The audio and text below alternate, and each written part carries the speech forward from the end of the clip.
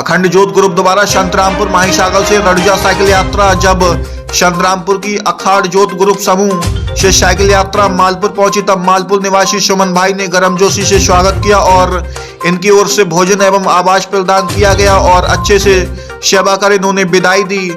अखाड़ ज्योत सदस्यों ने कहा कि जो लोग आज संतरामपुर से रवाना होकर अगले 5 दिन में राजस्थान रडुजा पहुंचेंगे, बाबा का दर्शन कर वापस 5 दिन के बाद घर वापस लौटेंगे। अरावली जिले के पुरोहित परिषद के रामदास महाराज ने सभी सहयोगियों के साथ आश्वासन दिया कि यहाँ से रडुजा जाने वाली सड़क पर कोई असुविधा नहीं होगी। अरावली से रमन भाई खात की रिपोर्ट। अपना 5 मित्रों निकला था અને હાલમાં આવી ગયા છે માલપુર અને માલપુર સુમનભાઈને ત્યાં રોકાયા છે। હમણાં જમવાની વ્યવસ્થા કરી છે અને અખંડ જ્યોત ગ્રુપ તરફથી અને હું અખંડ જ્યોત ગ્રુપનો મેમ્બર છું અને સુમનભાઈ પણ છે અને હસમુખભાઈએ ખાસ કરીને કીધું છે ને હસમુખભાઈના કહેવા પ્રમાણે હું આમાં એમની જોડે જ આવ્યો છું માલપુર સુધી અખંડ જ્યોત ગ્રુપ તરફથી આમને સપોર્ટ કરવા માટે।